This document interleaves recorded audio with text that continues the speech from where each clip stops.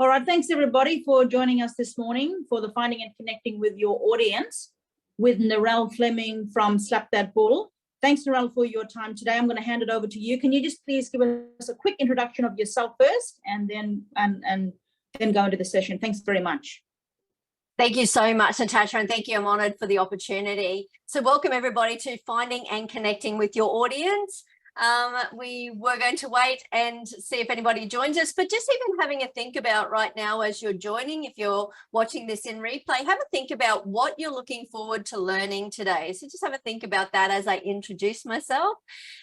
My name is Narelle Fleming. I am the founder of Slap That Bull, where we help to empower business owners and leaders to rise up into their gifting and their calling and to reach clients, customers, and those that they serve in the most practical and efficient way that we possibly can. I've been in businesses for over 20 years and have been in leadership roles in several different organizations. And I've also been a trainer in business, in leadership, in youth work, and a few other different areas. So this is me. So remember that face. And so today you are in the right place. If you want to connect and attract more customers and clients, to increase your sales and revenue, to better position your business, products, or services, and easily create messages, marketing, and contact that will connect with your customers or clients. So today I'm going to use the word clients. You can change that word in your mind to be anything from guests to patrons to customers to participants, to whatever it is that your business uses as an ideal client or an egoic label for your audience. Today, what we're going to go through is a client-centric versus a product-centric marketing. That simply means product-focused versus client-focused marketing. We're also going to talk about creating an ideal client profile and why it's absolutely essential to your business and your marketing. And I'm going to share with you a really exciting technology that will help you to easily create marketing messages and contact that your customers and clients will absolutely love and that they will connect with you and your business. So if that's exciting to you, then I look forward to sharing this with you. A little bit of housekeeping. If you're watching this live, then feel free to pop some questions in the chat and I will answer them if I see them as we go along, or keep your questions and pop them down and I will actually answer those at the end of this. If you are watching this in replay, you do have some questions, and you can send those questions through perhaps to Natasha, and she can forward them on to me and perhaps I can answer them from there. I will be sharing a brief introduction. We've got about an hour together today. And so I won't be able to go in depth with everything, but I do want to introduce you to some concepts and some tools that will help you. As you go along, take some notes. And as I said, if you've got any questions, then feel free to ask those and I'll answer them in a Q&A at the end of the session. So what is client-centric and product-centric marketing, and why is it so important to your business? Well, let's start with client-centric or client-focused. What this simply means is that your business or your marketing focuses on the client or the customer, and it provides them with a service or a product that will solve their problem. So your main focus is on your customer and providing a service that fulfills their needs.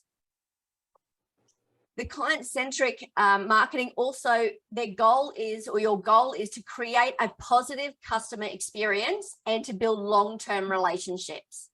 And also you are there and your business is there to help find the best product and service to solve their problem.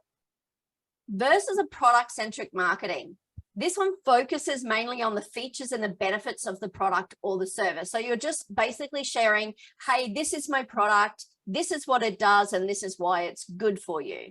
So what it's doing is we're not really, when it's product focused, it is saying that, you know what, here's my product, here's why it's good for you. The other goal is to convince the customer that your product is the best product. And you will generally use sales techniques and strategies to sell. So we do use both of these, but when you're client-centric, your heart is for serving. So it's a different motive or motivation for why you're in business and why you're doing this marketing. So your focus is really, you care enough about the client to come up with a product or a service that will solve their problem. Your heart is to understand your client or your customer so that you can best give them the best experience in your business. So that's the difference. And the reason why client-centric versus product-centric is important is because sorry, you're getting my words all mixed up. Client-centric marketing is personalizing your marketing for a specific ideal client. So that's rather than, and the analogy is, if you go fishing and you toss out a net, you could catch a whole bunch of different fish and different sea creatures that you may not want to have, versus a personalized one is kind of like going, well, I want to catch a barramundi, and so I'm going to put the right bait on my hook in order to catch that particular fish. So you're personalizing your marketing to a specific person and their needs and their problems. What client-centric marketing also does is it helps you with your reputation. It also gives you a competitive edge rather than saying, hey, here's my product and I'll sell it to anybody. You have got the competitive edge in that yours is a unique selling proposition. And what that also does is it creates customer loyalty. And what that does is creates repeat purchases. And this is not working. All right. So why client-centric marketing? Just a couple of statistics here, just to help you out. It increases your customer retention rates by 5. So if you do increase your customer retention rate by 5%, you can increase your profits by a whopping 25 to 95%, which is huge. New customer is anywhere from 5 to 25 times more expensive to retain than an existing one. So what that's saying is, if you have a customer and you take care of them and you are focused on providing the best service to them, they are more likely to stay with you, and it costs less. So getting a new client costs a lot of money because you've got to go through marketing and you've got to spend time with them to inspire them to buy from you, and you've got staff that need to continuously do stuff. So it is much more cost effective to look after and retain your existing clients. Also, returning customers are 9 times more likely to spend 67% more than new customers. They're more likely to convert than first-time shoppers, 4 times more likely to refer, which is amazing. Word-to-mouth marketing is the most effective marketing, and 7 times more likely to try a new offer. So if you've got a new product, you've got an existing customer who's already bought a product or service, and then you introduce a new product or service, they're 7 times more likely to try that. So there are some really good reasons to be client-centric in your marketing and in your business. So what would be really good right now, I've kind of rattled off a whole bunch of stuff, but just take a moment, and if you're watching this in replay, just pause the video right now and just sit and think. What are 3 key takeaways or learnings that you had from client-centric versus product-centric marketing?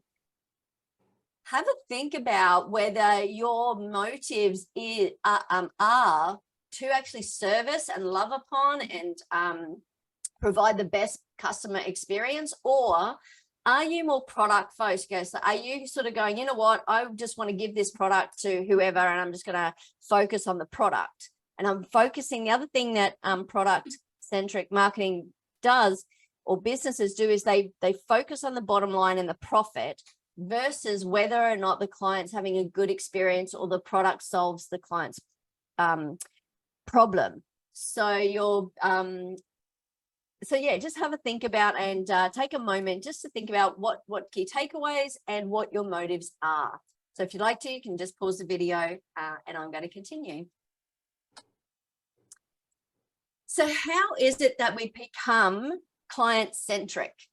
How is it that we can attract clients that will love our products, that will buy our products, will continue to buy our products, who will be loyal, who will increase or give us a good reputation? So how do we do that? The way that we do that is by creating an ideal client profile. So an ideal client profile is a detailed description of who you would love to provide your product and service to. So it is a detailed and it is a very specific. So the important thing to remember with your ideal client is not an only client. So that's where some people get mixed up, is that they go, this is the ideal client and this is the only person I'm going to sell to. Well, it's not. It's an ideal. So ideally, if this person walked through the door, this is what I'd love. It doesn't mean that if somebody else comes along, you won't sell to them. So that's really important. So your ideal client includes things like the demographics. Demographics are things like their age and name and how much money they make. And I'll go through that in a bit. Psychographics means their thinking or their preferences. We look at pain points, we look at buying behaviors, communication preferences, and so much more. And I can't go through all of that today. However, I'm going to give you some tools to help you to do this quite simply.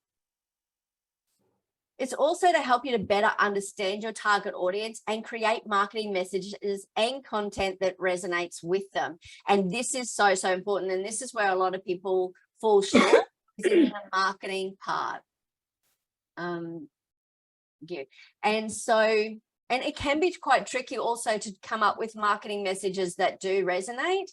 And for me, I'm not much of a writer. I write books, but it's not my main gifting. And so what I'm really excited about is I'm going to show you a very easy free tool today that's going to help you to make these, write these marketing messages and content. And I've realized that I've got spelling mistakes, and that's okay, because we're allowed to make mistakes in life. So just excuse them as you're reading through and you've realized that I've spelt some things wrong. I appreciate your grace. So an ideal client profile, it helps you to target the right audience through understanding their needs and their interests, resulting in higher engagement, conversions, and sales. It also helps you improve your marketing ROI. So that's your return on your investment. So what we want to do is we want to help you to save time, effort, and money. So when we are client focused, so if you think back to my analogy of throwing out a net, so if you threw out a net and you're like, oh, now I've got to go through the effort of picking out all the ones that I don't want, and the marketing strategies that didn't work, and the money they spent on ads that didn't work. Well, what client-centric or the ideal client profile does is it helps you to know who you're targeting, their needs and their desires, and helps you then to ensure that your marketing goes out in a way that you are going to get the best return on that investment. It also helps you to create and develop products and services that are specifically designed to address their needs, because that's what a business does.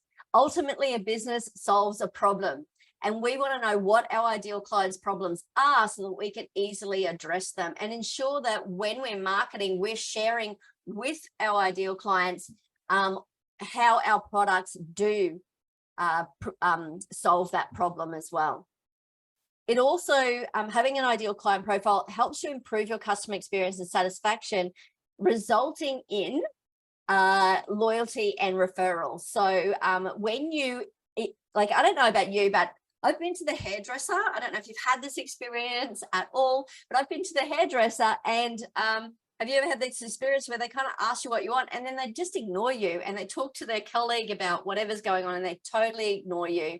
And so in that moment, what your clients are not experiencing, and some people don't like being talked to, but what it does is there are some core needs that our clients need, and one of those is significance and connection, or two of them. And so when we are client focused and we create an ideal client and we create experiences that they love, then they will want to come back. They will be loyal to us.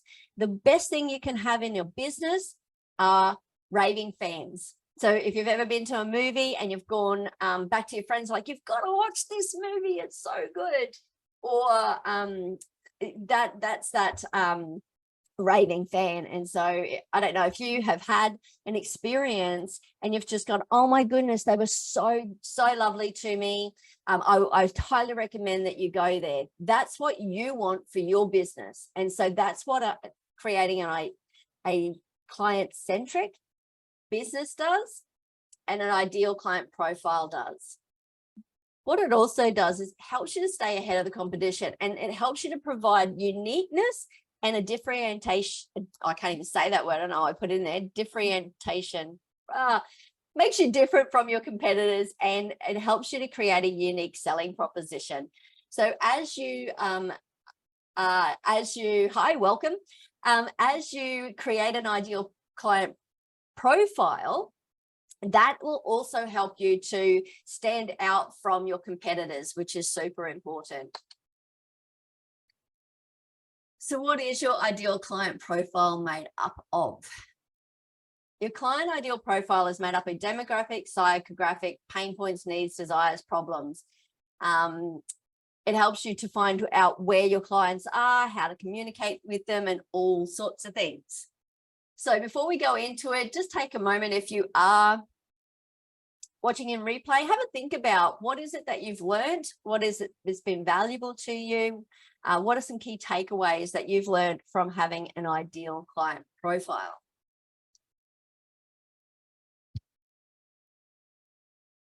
So your ideal client profile has a demographic.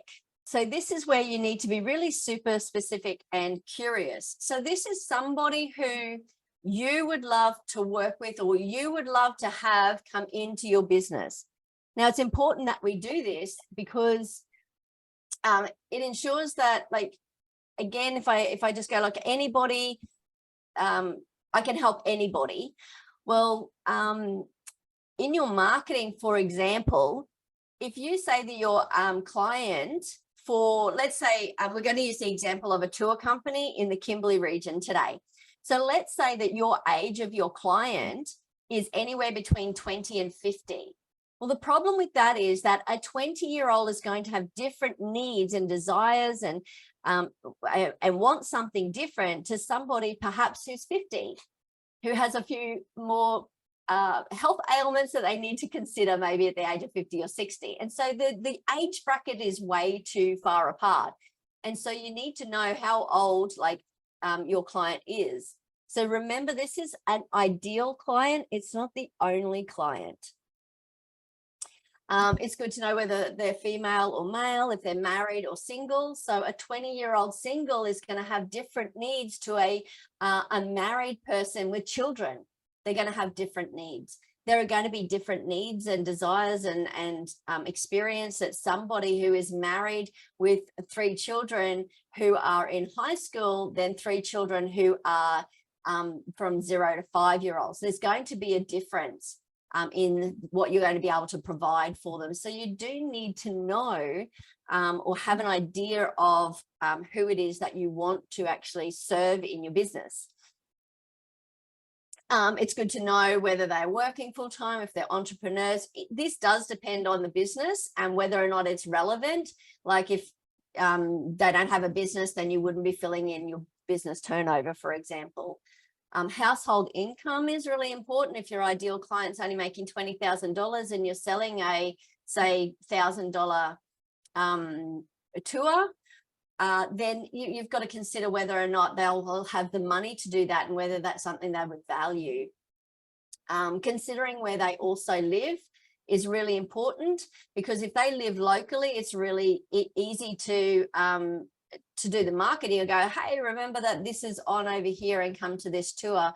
Whereas somebody perhaps that lives overseas that is coming into the Kimberley, then you've got to consider how they would come in to the Kimberley to experience, and some of the challenges they may have to experience your your product or service. If you're an art gallery owner, then perhaps that you would consider that your art needs to be online so that it can reach a greater audience. So we just have to consider some of these things so we know how our business runs or how we're going to market. So take a moment, if you're watching in replay, and just simply think about what is it that you want for an ideal client, and how has this helped you to understand a little bit more about who it is that you want to attract into your business. Next is the psychographics, and this simply means the way that they think or the type of personality they are. And I won't go through all of these, but what it does, it helps you to create marketing messages that may resonate with them. So for example, if somebody is money motivated, then they may have some considerations around the price, and so you would really have to price yourself in the industry standard, perhaps. If they are like big picture focused, then perhaps they haven't got all the details they need to come on to your trip in the Kimberley. They might have this grand idea about, oh my gosh, I want to come to the Kimberley and experience the amazingness of the Kimberleys, but they haven't thought about the logistics. And so perhaps something like your business could help. If you're a tour company, your business could help them to consider all of those things, or may even have a service where you help them and provide some of those logistics and some of the details that they may not be able to put together for themselves. Just picking a couple of different ones out here. If they're a visual person, then in your tour company, you're using a lot of photos and graphics that would visually stimulate your client or your customer. Things like if they are introverted, meaning that they get their energy by some quiet time, then if you're having a tour company, you may consider that they may get a little bit over having everybody in their face, and you may consider doing something where they have some space and time to themselves throughout the tour, or even realizing that towards the end of the tour they may feel a little low. And so understanding that helps you to know that you're not doing anything wrong. It may help you to provide something for them to just to get some space. So there's a couple of things that you can consider through that. So we look at the psychographics in that. So if you want to take a moment and just have a think about what you've learned, some key takeaways from this particular topic on psychographics in your ideal client profile. Moving on to asking questions. So what we want to know once we've got an ideal client, demographics and some psychographics, is we really want to know, well, what are the pain points? What are they worried about? What are some of their frustrations? We need to ask lots of questions like things like, where do they hang out? We need to know where we're hanging out so we can go and find them, and we can put our marketing in front of them. We need to know what platforms that they may be engaged in. And this would go back to your demographics. And so if they're 20-year-olds, then they're more likely to be on somewhere like TikTok or Instagram. Whereas somebody who's perhaps in their 40s or 50s, they're probably still leaning a lot more towards, say, Facebook or something like that. Or if there's somebody who, if your tour company wants to do a promotion to CEOs and encourage them to come away to an outback experience, then you're looking at somebody who has, that's a totally different demographic, and their pain points are different. Their pain points are, my team's not working together. We need to, they're worried about their team falling apart, and their frustrations are their team aren't working together. And so you may be putting a promotion towards them coming to the Kimberley to experience a tour that helps them to overcome some of these pain points. And so our marketing can then be around something like, 5 ways you can get your team to work together, for example. And one of those is you could come away to a remote place so that they get out of their day-to-day routines and into an environment that shakes up their complacency or something like that. So we can really use these types of pain points and worries and frustrations to create some marketing. We can even create articles and lead magnets and ebooks and blog posts out of these pain points. And so we can really address these pain points in our marketing.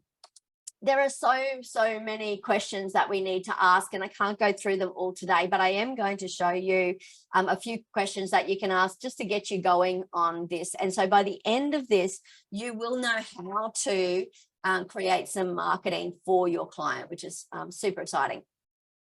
So how do you do this? So to get these questions answered, we could take a wild guess, or we could go through, and you may know some of these pain points yourself.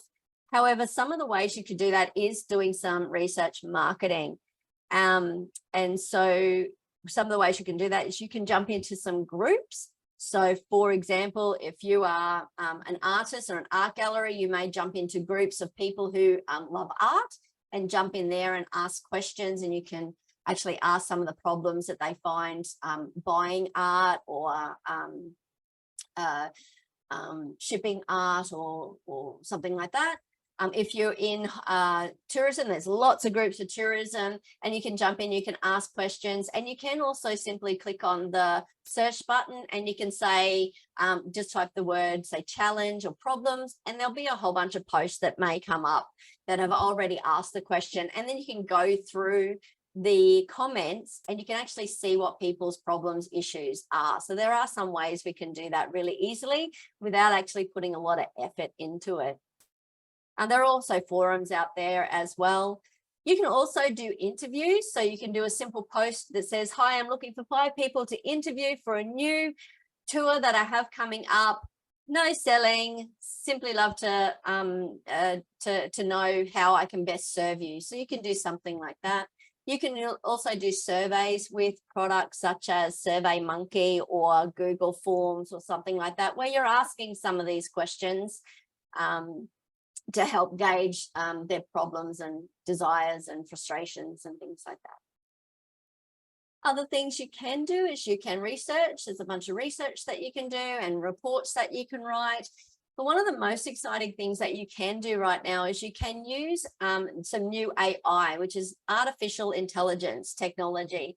And so there's a lot of them out there, but there's one really exciting one that as of the recording of this training is free that you can use. And there are other ones that will provide a trial for you, and you can check those out afterwards. But I'm going to introduce you to one today that's going to help you. And what I'm going to do is I'm actually have prepared a basic psychographic and demographic for a tour company. I'm going to show you how to use this piece of software, which is free, and how you can get some social media posts and things like that. So wherever I've written, so as you're watching this video, what you can do is you can watch it back and just grab the questions that I've asked out of this and simply type them in for yourself. So that's what you can do.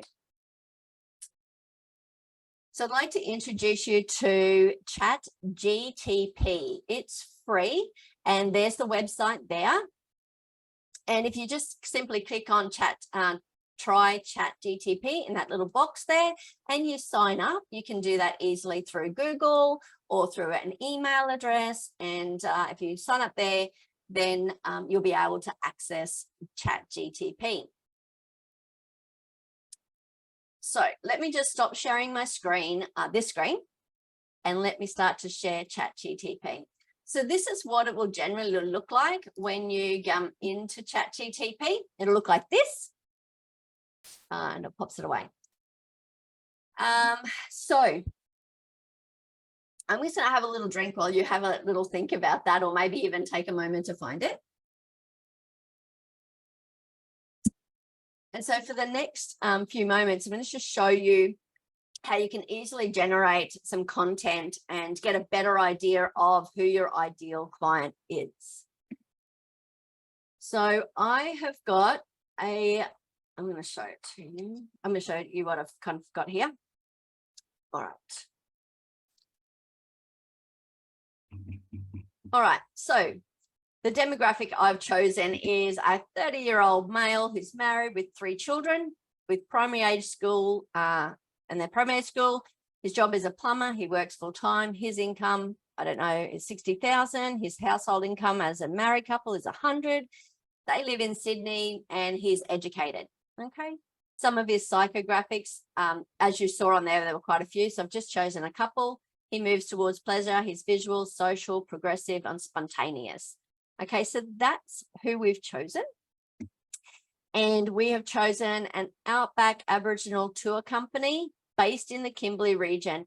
And this is important that you put in either what your business is or what your product is and where you are, because if I didn't do that, it wouldn't come up with some of the content. So all I'm going to do is I'm just going to copy this information that I've got here, just down to there, copy that. And then I'm just simply going to paste it into ChatGTP. So it's all there. And then I'm going to press enter. And as it populates, you can read along and see what it comes up with. It is going to repeat some of the stuff.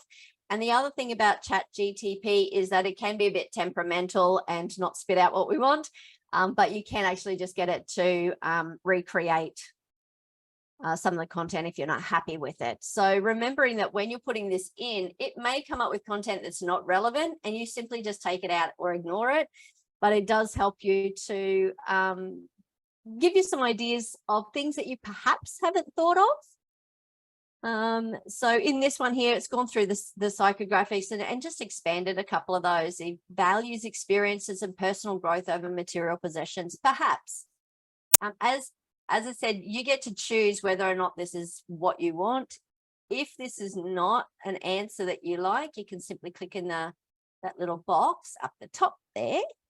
This is the edit button, and you can just either add something else to it or you can get it to repopulate. So as I said, it can pump out some stuff that isn't what you like, but that's okay. But it does pump out some really great stuff. So now it's giving us a few other things. All right.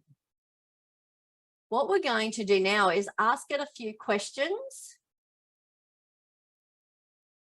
Oh, I know where it is. We're going to ask it a few questions. We're going to say, what would be their top pain points, 6 worries, 6 frustrations of this ideal client? And we're just going to start with that.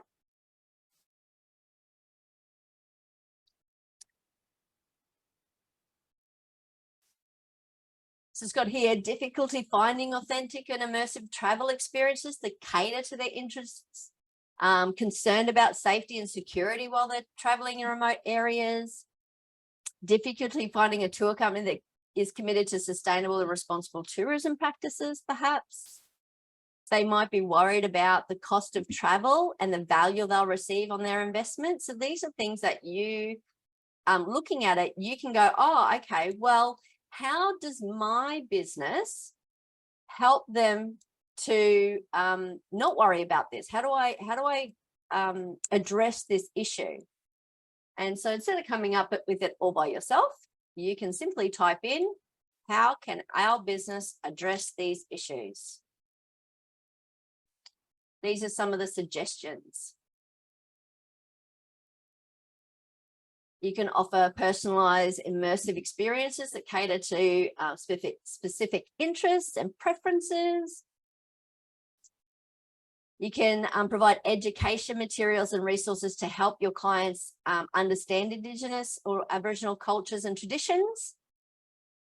And so you can do things like pre-trip briefings. So you might, based on this, you might choose to do some videos. So you might do some videos on how to set up or helping them to understand the culture and tradition so that when they do come, they have confidence they're not going to offend They know that some of the culture, so that when they come, they're already informed, and they may already just have that confidence to be able to engage easily and effortlessly. And so what you're going to have is a much more engaged participant in your tour.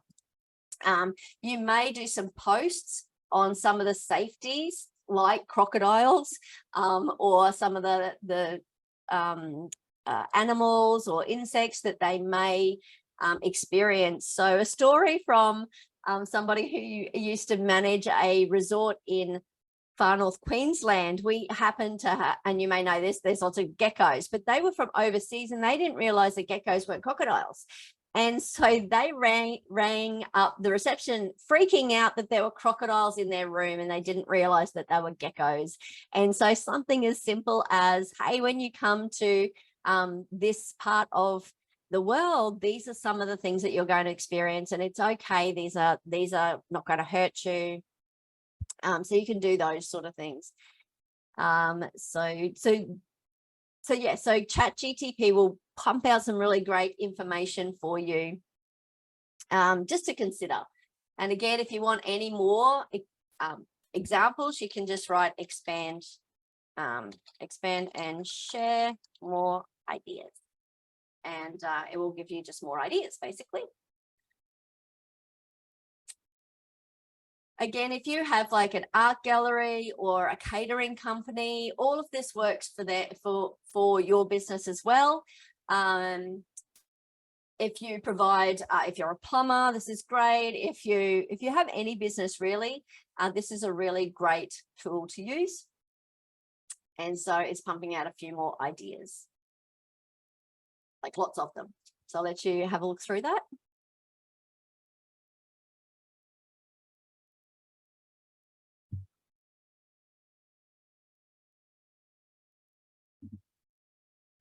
So this one here has like even giving, so the more that we can communicate with our clients and help them to understand things, so providing detailed information about your product or service will help them. So for example, if you have a clothing business, one of the problems may be clothes that fit certain body shapes. So one of the things you could do if you are perhaps selling clothing is you could give some explanation on how you can choose different cuts for different body shapes. So then when they come to your shop, they are better prepared to know, what they're looking for and what's going to suit. So they don't have to try something on and go, well, this doesn't suit my body shape. So things like that are really, really helpful. So next up, I hope this is really super valuable for you. Take a moment if you are watching in replay and just have a think about how this is being of value to you. A few more questions you may want to answer are what their needs are, what they want. So we can just type that in.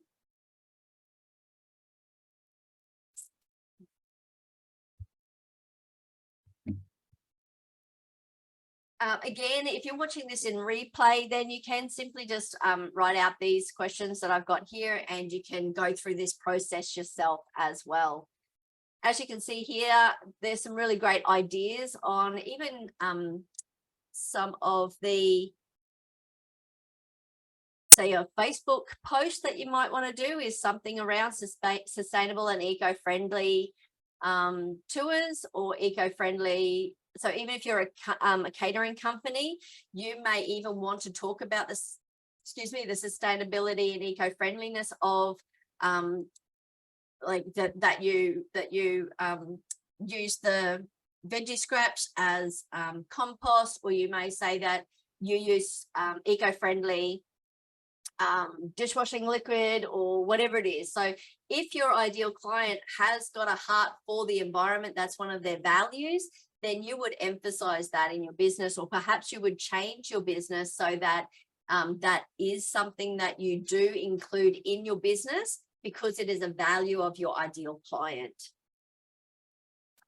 There are some goals as well there. So perhaps this person who works as a plumber needs to relax and recharge. So if you've got a tour, for example, you may provide some time for them to rest. So it's not a go, go, go, go, go. And if they're introverted, so you definitely don't want to go, go, go, go, go.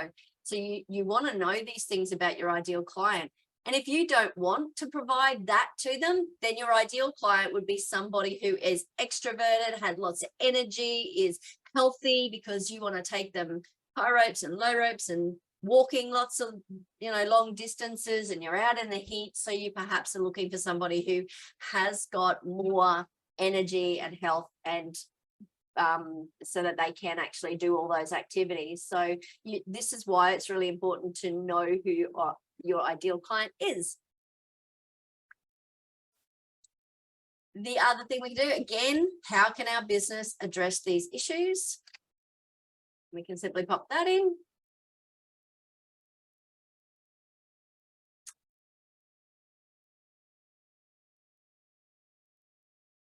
So in this is giving you some ideas of, as I said, here, if they are introverted and they do like some relaxation, then where is the comfort and relaxation in your service?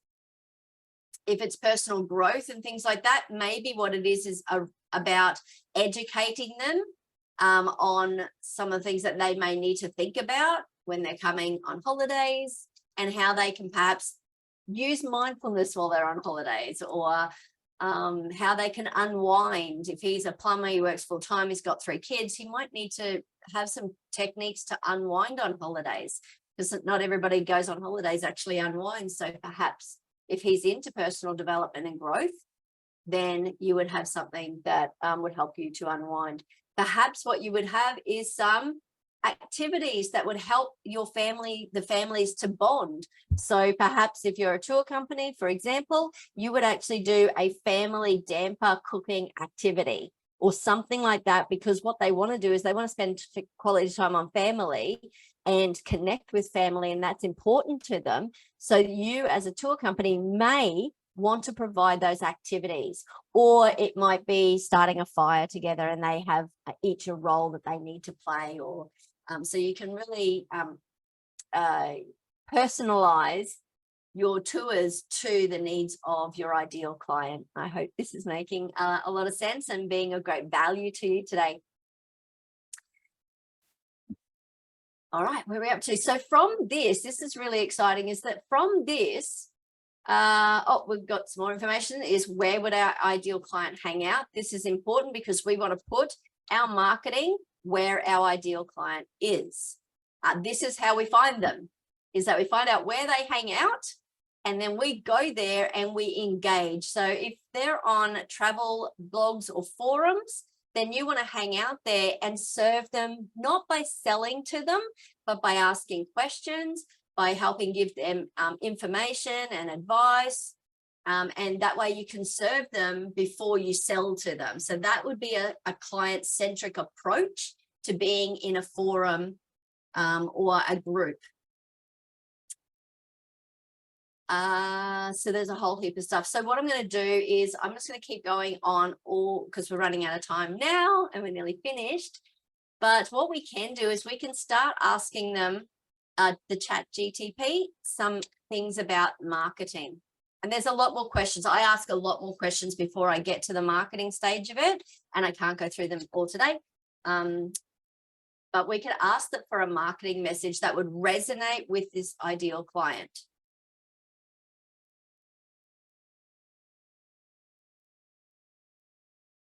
So somebody who's got children, perhaps your marketing message is about creating meaningful memories with your family. And so that could be one of your marketing messages if that's of value to you and that's your ideal client. All right. We can go write social media posts that would resonate with our ideal client.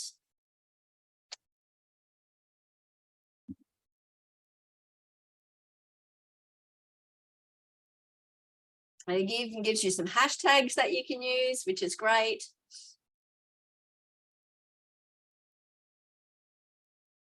If they don't suit, again, all you need to do is simply go up to the edit button. You can add some stuff in here. This is really cool. You can go use an Aussie tone. This is just a bit of fun. You could use it if you want to.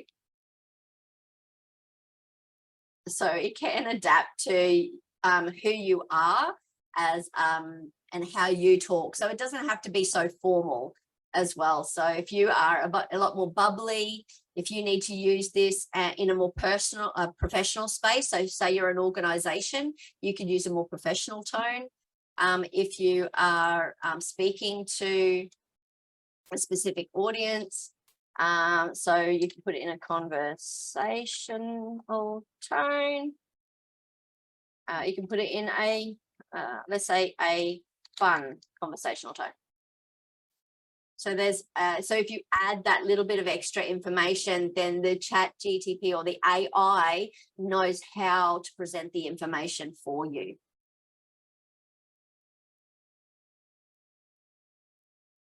And the reason we're putting this ideal client is because what the chat GTP does is it reads all the information and takes all the information from what we've put in this one chat. So if I just put this, write 5 marketing messages that would resonate with this ideal client in a new chat, it wouldn't know who you're talking to. So what chat GTP does is it keeps a record of the conversation all the way through the feed, this feed, and it refers back to it. This is why we're saying this ideal client or our business, because you've kind of put what your business is. And in this particular instance, it is a tour guide company. So really quickly, lastly, if you're not much of a writer, but you know that you've got to write blogs, then this is great. You can go suggest articles or blogs.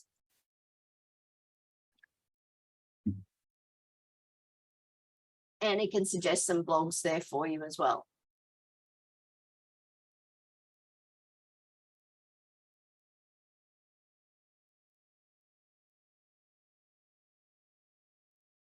Then what we can do with this information is really simple, is we can actually get ChatGTP to write the blog for us. So if you, your ideal client, again, let's just say that we are talking about people a person who has got children.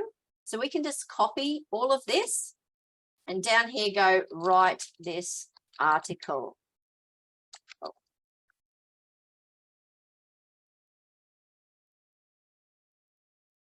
And it will write the article for you. Now, something to just an analogy for this program or any AI is that it's like building a piece of furniture. You can use a saw and a sander, and it would take you a really long time to do that. However, using ChatGTP is kind of like using a power saw. And then you're coming along with the sanding and you're going to sand off the rough edges. So you're going to perhaps look at this and go, it's not quite what we do. I would add some more information in there. Then you would put your spin on this information. So you're using yourself as the sander and we're using ChatGTP as the power tool. The other thing to think about, and you might go, well, but I didn't write it, so, you know, it's not really mine. Well, you know, there's a lot of books that are from authors that haven't written them. They've actually gotten ghostwriters. So you can also look at ChatGTP as your ghostwriter. And so that's another way to look at how ChatGTP works. So, I mean, if this is something that you like, if you don't like it, again, go to the edit and edit button and then just go use a it doesn't really matter if you can't spell, because ChatGTP does a great job at understanding you, so that's okay. So once you really like or you're happy with this article, what you can do next is, and we'll finish up with this one, is nope, I won't do that. Oh, we're doing that bit there, is that we can go write social media post with a call to action. That means you want them to do something. What's really important is, and a tip on social media is that you put a call to action and you tell people what you want them to do next. Call to action for this article. So we'll just wait because it's been taking a while to. Let's just stop generating because we're going to end up finishing now.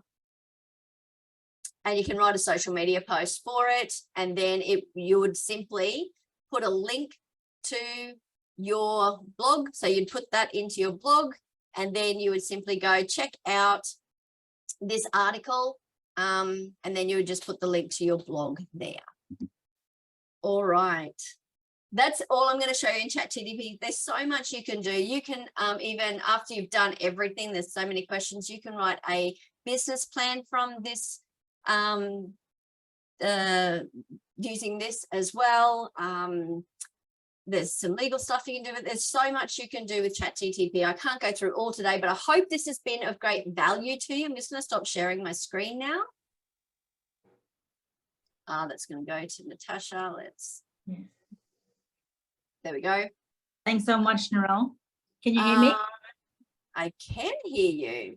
So just finishing off, I hope that's been of great value to you. There's quite a lot of information. I kind of just spoke it all at you, but as you are watching this in replay, feel free to stop and take a moment to digest and take in what I've shared with you today. If you've got any questions, please shoot them to Natasha, or you can find me on social media. Yeah. So I hope that's been of great value to you today. Natasha, do you have any questions or comments? Yeah, I'll just say thanks very much, Narelle. And we had a chat about this the other day about the artificial intelligence platform, and it's really phenomenal. The resources that are out there now available for different people to be able to use to get, you know, great content, strategies, ideas, words, content, to basically deliver and connect with their audience. So yeah, if you're out there and you're listening, and like Narelle said, if you've got any questions, shoot them through. Watch the replay if you want to, because when you've got so much content going on, you need to listen to it sometimes a couple of times to extract all the goodness out of some of these sessions. But yeah, thanks for joining us today, and we'll see you next time. Thanks so much. Thanks, Narelle. Thank you, Natasha. Bye for now.